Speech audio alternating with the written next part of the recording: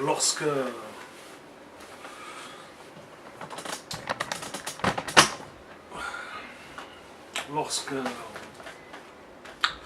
lorsqu'une maman elle se lève le matin, elle voit son fils faire pipi sur le tapis, eh bien, logiquement, elle va lui dire de cesser ses actions parce que c'est pas bien pour la maison et qu'il faut protéger et qu'il faut maintenir une bonne hygiène à la maison et aussi faire attention aux meubles de la maison. Maintenant,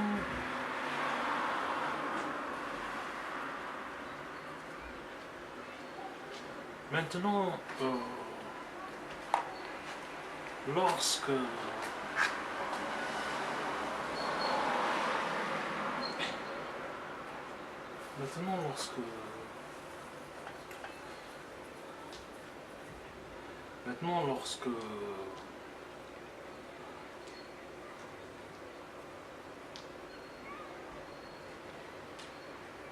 donc le comportement de chacun de nous à l'intérieur de chez soi dicte après un certain moment notre façon de réagir vis-à-vis de la société, de notre milieu et de notre entourage. Ça veut dire que de la même façon qu'on a été éduqué à la maison, on va se comporter dehors, à l'extérieur. Et c'est comme ça qu'on évolue. On doit se comporter avec nos amis, de la même façon qu'on doit se comporter avec nos frères, nos sœurs. Et après,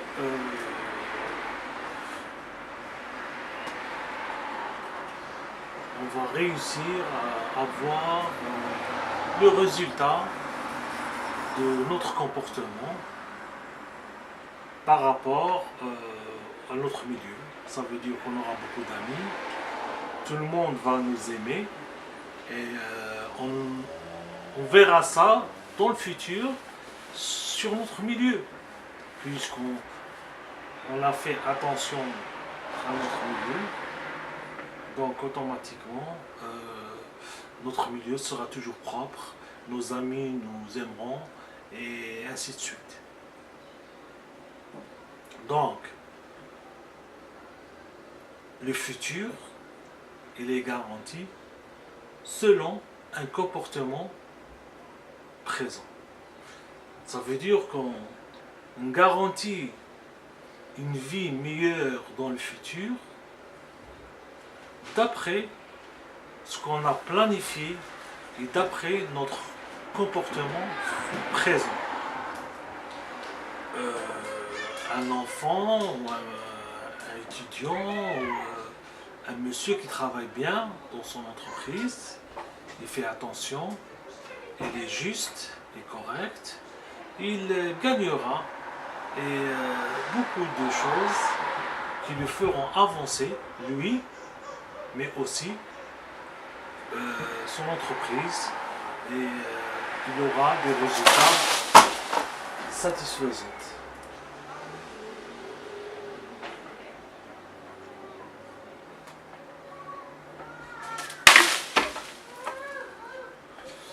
Il y a quelqu'un qui est en train de jeter des choses, des meubles de troisième étage.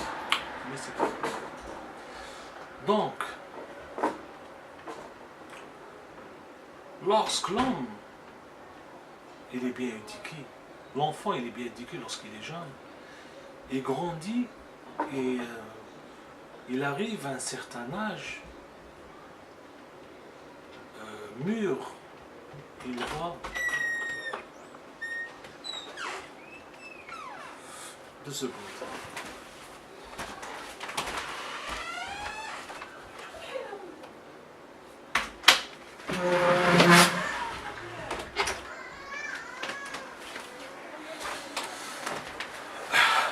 Donc, on disait que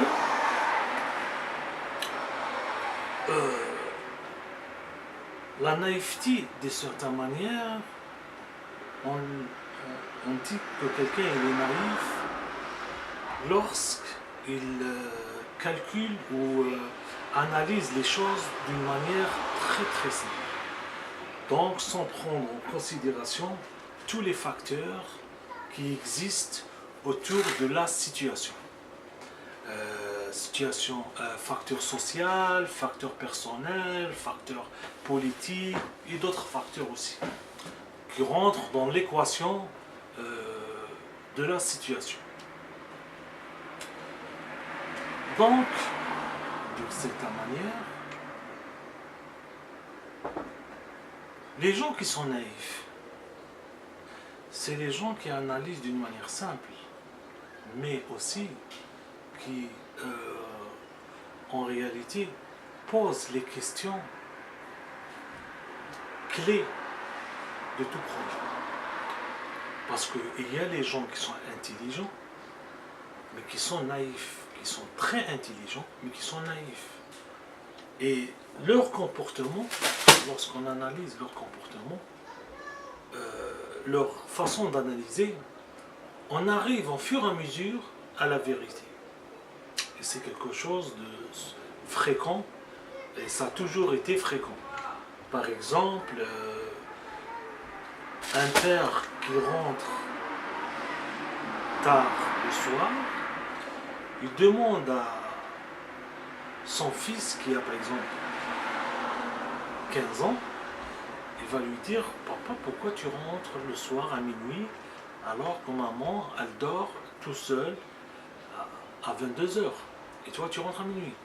Donc c'est une analyse, l'enfant il a fait une analyse logique, simple et naïf si on veut, d'un comportement anormal, puisque normalement les gens ils dorment la nuit, ses parents dorment ensemble la nuit, mais son père il se comporte d'une manière anormale par rapport au cours des choses. Donc qu'est-ce qui se passe? Cette analyse, même si elle est naïve, mais elle va engendrer des répercussions sur l'obtention de la vérité. Ça veut dire qu'au fur et à mesure que l'enfant il va évoluer dans son analyse, et de la façon que son père va lui répondre, ou sa mère va lui répondre sur le comportement de son père, il va arriver à une certaine vérité. Ou parce que son père il fait un travail qui l'oblige à rentrer tard, ou parce qu'il y a d'autres choses. Donc, toute analyse commence par analyser les choses simplement, avant de rentrer dans la complication. Maintenant, l'objectif de cela, qu'est-ce que je veux dire? Lorsque les choses ils sont acceptées, les choses ils sont acceptées seulement par les gens qui n'aiment pas connaître la vérité. Lorsque un citoyen ou un homme il veut connaître la vérité, sûrement il va tomber sur des informations qui sont gênantes d'un côté, mais qui sont aussi troublantes et affreuses. Plus on creuse dans la réalité, ou alors on va comprendre qu'on est dans le bon côté, vous voyez ce que je veux dire, ou alors on est dans le côté obscur. Ça veut dire on croyait qu'on était bon, alors qu'en réalité on est dans la partie mauvaise et on contribue comme élément à grossir le mécanisme du mal. Maintenant, le futur, comme je disais tout à l'heure, il est garanti selon une planification présente. Donc on garantit notre futur pour nos enfants selon un comportement présent. Si on s'en fout du futur, et non seulement on s'en fout, donc il y a un facteur du hasard, parce que quand on s'en fout, on peut récolter une catastrophe dans le futur, mais le hasard peut aussi donner que rien ne va se passer. Mais c'est pas garanti. Mais lorsque non seulement on s'en fout du futur de nos enfants dans notre pays, mais aussi on planifie non pas pour faire du bien, mais pour faire du mal, alors là, on est en train de garantir la fin de l'espèce humaine. Parce que on achète notre bien présent, on veut vivre riche, on veut vivre dans le luxe, on veut vivre aisément sur le dos des gens pauvres, sur le dos des gens malades, sur le dos des gens qui souffrent et sur le dos de l'humanité. Une partie de l'humanité qui vit dans le luxe et une partie de l'humanité qui vit dans le malheur. Et nous, de certaine manière, on participe à leur malheur d'une manière que l'on ne sache pas vraiment qu'on est un facteur important de leur malheur. Et c'est ça pourquoi je vous ai tout à l'heure expliqué qu'on est un facteur naïf, on est des êtres humains, on est un citoyen naïf comme un enfant qui se pose des questions, mais avec le temps on va comprendre que qu'on participe dans le mauvais côté. Les politiciens en général,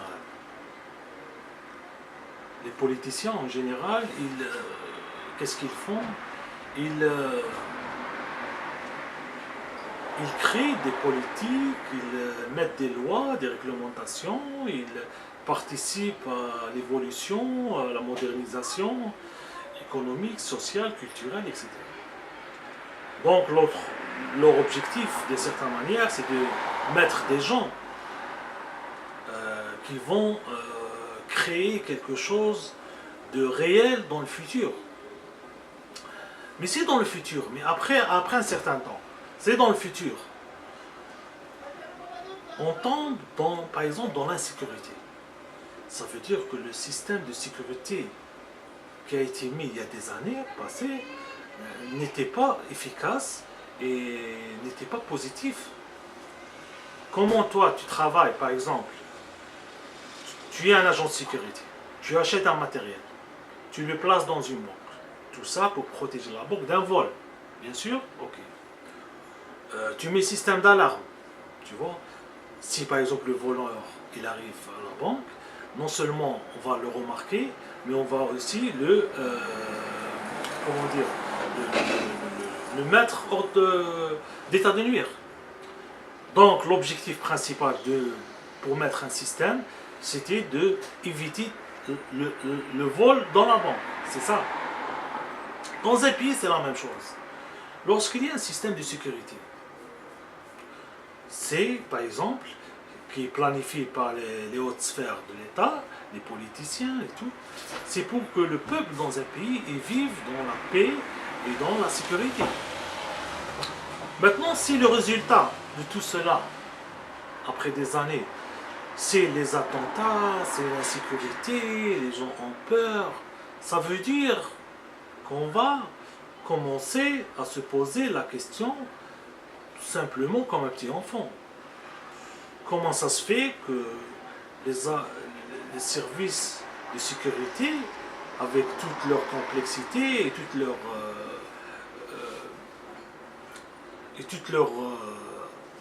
niveau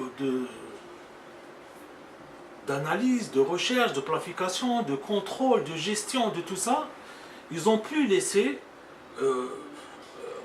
des attentats aussi simples, euh, euh, avec une réaction tardive pour protéger une population simple. Alors, plus on va poser des questions, plus on va comprendre que, comme j'ai dit tout à l'heure, non seulement ce n'est pas un système qui s'en fout, puisqu'il y a des gens qui travaillent nuit et jour pour protéger les populations en général, mais aussi parce que il y a des gens qui planifient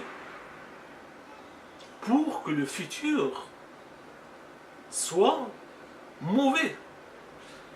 Donc, ils achètent de certaine manière le futur, leur présent, avec le malheur qui va tous nous arriver. Parce que, d'une certaine manière, on ne peut pas habiter dans un seul bâtiment et mettre le feu au rez-de-chaussée ou au dernier étage et on va rester à dormir tranquillement. Tous les gens qui sont dans le bâtiment, tous les locataires ou les habitants vont sortir. Ils seront obligés de respecter l'alerte. Nous vivons dans une terre, s'il y a une déstabilisation quelque part, il y aura des effets nocifs pour nous tous, de près ou de loin. On ne sera pas tranquille.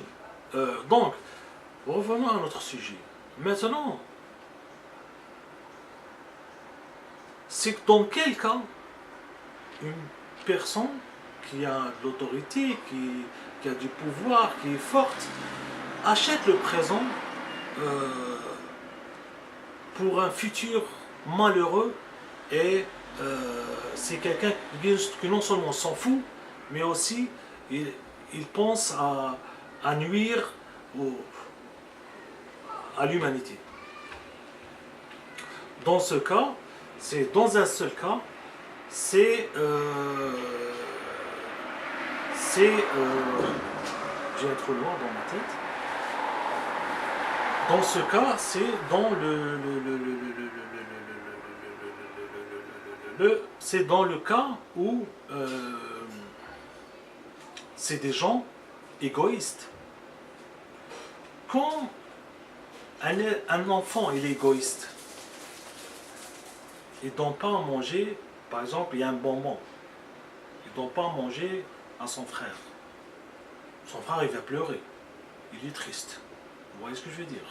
Lorsqu'un enfant de 7 ans il est triste, il va s'énerver et il va frapper son grand frère. Eh bien, bien sûr, quand quelqu'un est égoïste, c'est pas parce que il aime l'égoïsme.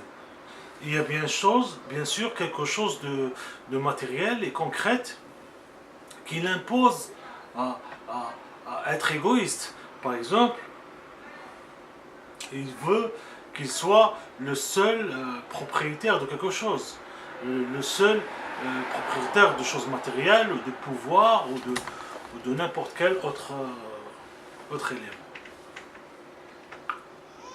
D'abord, lorsqu'un enfant, parce qu'il faut toujours pour faire comprendre les choses, la terre c'est une maison, le peuple c'est membre d'une famille, et nous sommes une seule famille. Ça veut dire avec le temps, tout ce que nous ferons, tout ce que nous ferons pour nous tous, on le récoltera par quelque chose de bien pour tout le monde. Et tout ce que nous ferons ou créerons de bien ou de mal se répercutera sur notre futur, sur notre avenir. C'est logique que ça se passe comme ça.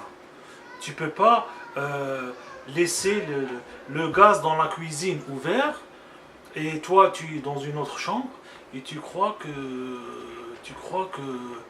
tu vas pas être mis dans le bain, comme on dit. Tu vas sûrement être une victime avec les autres. Le reste, c'est que le gaz, les chambres qui sont près de la cuisine, les personnes qui sont dans les chambres près de la cuisine seront les premiers atteints, mais les autres chambres, c'est question de temps pour comment dire, qu'ils soient eux aussi victimes.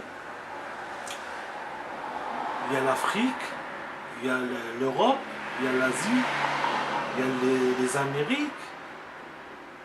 Donc, si on crée quelque chose et on fait profiter tout le monde, quelque chose de bien, comme la lumière par exemple. La lumière, celui qui a créé la lumière, son bénéfice est répercuté sur toute la Terre. Et grâce à la lumière, on peut faire par exemple des opérations médicales la nuit. C'est comme ça. Maintenant, si, revenons à notre sujet, si, comme je disais tout à l'heure dans notre vidéo, si on crée quelque chose de bien pour notre population, donc automatiquement toute la population profitera et vivra mieux, et donc la rapidité de l'évolution sera plus atteinte. Ça veut dire que on récoltera ce qu'on a semé plus tôt que prévu. Vous voyez ce que je veux dire? C'est ça. Donc, par contre, si on fait du sabotage, donc dans ce cas-là, on va retarder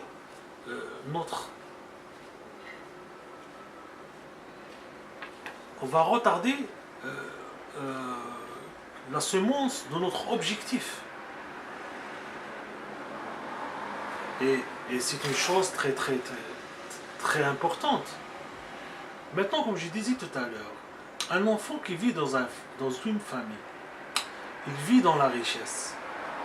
Et après 20 ans, 25 ans, l'enfant, pendant toutes ces années, l'enfant se posait des questions. Pourquoi nous, on est riche, alors que tous mes amis, ils sont pauvres? C'est le cas d'un jeune homme qui vit par exemple dans un pays riche et ses amis sont dans les autres pays. Il se pose la question pourquoi lui il vit dans une famille qui est riche, dans un pays qui est riche, avec toutes les technologies, tous les moyens, alors que ses amis vivent dans un autre pays.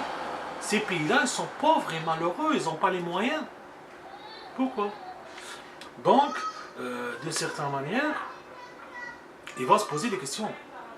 Et si par hasard, il va se rencontrer que son père, par exemple, c'était un escroc. Son père, c'était un escroc, il volait les gens, il escroquait les gens, et c'est grâce à ça qu'ils avaient une grande maison. Et c'est grâce à ça qu'ils voyageaient, et c'est grâce à ça qu'ils ont étudié, se sont inscrits dans des grandes écoles, etc. Et donc, le jeune homme, avec le temps, il va comprendre ça. Heureusement, il ne l'a pas compris lorsqu'il était jeune. Il était enfant, encore naïf et bête, parce qu'il aurait souffert. Mais lorsqu'il aura grandi, il avait compris en réalité qu'il a participé au bonheur de la personne qui faisait du mal aux autres. Vous voyez ce que je veux dire? Il faisait mal aux autres. Et c'est grâce à tout ça qu'il a vécu aussi aisément. De cette manière, le jeune homme, il va remarquer qu'en réalité, il a participé d'une manière directe ou indirecte à l'équilibre de la personne qui a fait du mal. Mais il n'avait pas le choix, il ne savait pas. Donc, de certaine manière, est-ce que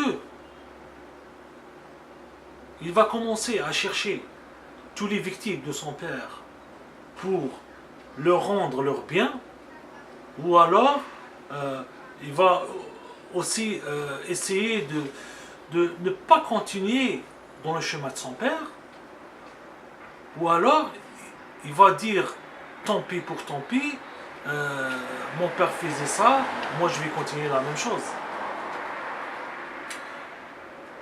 Tout ce que je voulais dire, c'est que un pays qui est le père, un pays c'est le père de la population. La population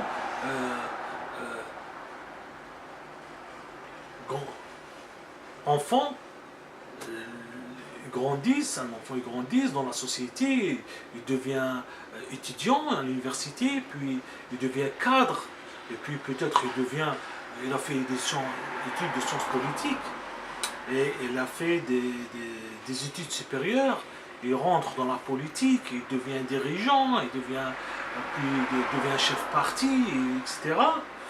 Et peut-être un directeur, président général, je ne sais pas quoi.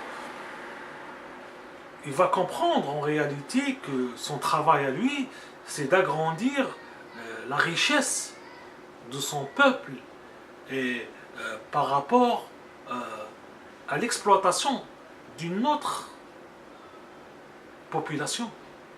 Cette population, elle n'appartient pas à la même population où il a grandi, où il a vécu. C'est dans d'autres terres et dans d'autres continents. Maintenant, avec le temps, au début c'est facile parce que au but tu vas bien profiter parce que cette terre, en réalité tu montres aux autres quand tu montres à ton fils comment voler, comment arnaquer, comment faire du mal. Lui, il ne sait pas. Tu as tué son père, il y a une relation d'amour entre vous. Donc il fait ça d'une manière naïve, parce qu'il ne connaît pas le bien ou le mal. Il ne sait pas, il croit que c'est du bien, puisque ça lui rapporte à manger, ça le permet de bien vivre. Donc pour lui, c'est du bien, parce que lorsqu'il vole, il vit bien. Donc logiquement, il croit qu'il fait quelque chose de bien. Par contre, avec le temps, il va comprendre qu'il a vécu bien parce qu'il a fait souffrir d'autres gens. Et la souffrance, quand tu fais souffrir quelqu'un, en réalité, tu es en train de lui faire apprendre les techniques nécessaires pour qu'il fasse la même chose que toi. Ça se passe comme ça. Ça veut dire que si tu voles quelqu'un plusieurs fois et lui te regarde te voler alors qu'il croit que tu es là pour l'aider, tu es en train de lui divulguer tes techniques et tes façons de faire. Tu vois ce que je veux dire? Et donc, après un certain temps,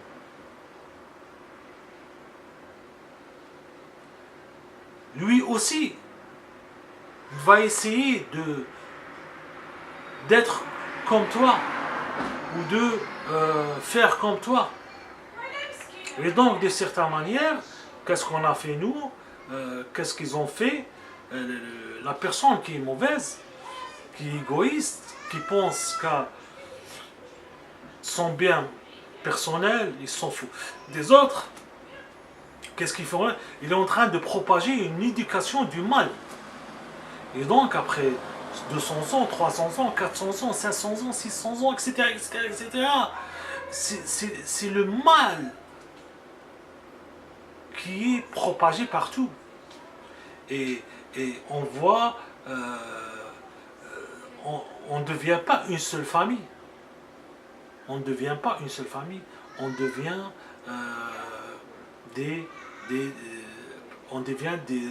l'humanité est partagée en espèces différentes. L'humanité elle est partagée à des catégories de pensée. Et c'est ça ce qui est arrivé jusqu'à maintenant. Donc, de certaine manière, lorsque un politicien, par exemple, il essaie de garantir, parce qu'un politicien, il a du pouvoir. Donc s'il fait tout pour son poste personnel, pour rester et pour devenir quelqu'un, pour avoir plus de pouvoir, pour le seul objectif de réussir, alors qu'en réalité son travail lui dicte d'autres objectifs, c'est l'équilibre général, alors que lui il pense qu'à son pouvoir et il est prêt à sacrifier les gens, à sacrifier l'éducation, à sacrifier l'humanisme, à sacrifier les sentiments, à sacrifier tout cela, à sacrifier tout cela pour son pouvoir. Donc automatiquement, il est en train de vendre le bien et achète le mal. Et lorsqu'il achète le mal, un politicien, il achète le mal. Comment il achète le mal? Il achète le mal d'une manière qu'on ne peut pas voir ça. On ne peut pas voir un politicien acheter le mal et, comment dire, garantir sa vie personnelle, et garantir la vie de ses proches, et garantir la vie de son entourage, et garantir la vie de ses collègues pour qu'il puisse lui-même exister. Parce que plus tu garantis la vie des gens qui t'ont mis en place, plus tu vas garantir ta vie toi-même. Tu vois ce que je veux dire? Donc, les politiques en réalité qui garantissent leur vie, personnelle par rapport sur la vie ou le dos de la population, ils vont se comporter d'une façon à vendre les principes de leur communauté ou de leur pays pour satisfaire le plaisir de la force suprême.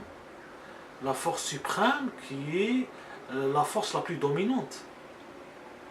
Ça veut dire qu'il n'est pas présent pour essayer de trouver des solutions pour toute la population. Non. Il n'existe pas pour satisfaire les gens qui sont au-dessous de lui.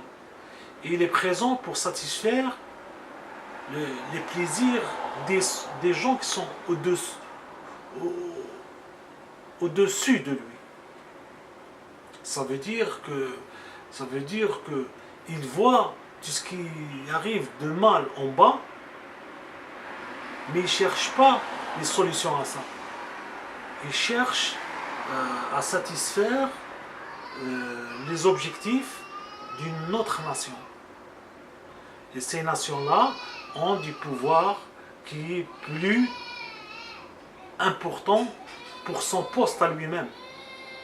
Ça veut dire plus il satisfait les objectifs des forces maléfiques du plus il garantit son poste à lui. Alors que les répercussions sur sa société, dont il a le rôle de protéger, de créer, de mettre des gens en place pour améliorer leur situation, ils s'en foutent. Merci et à bientôt.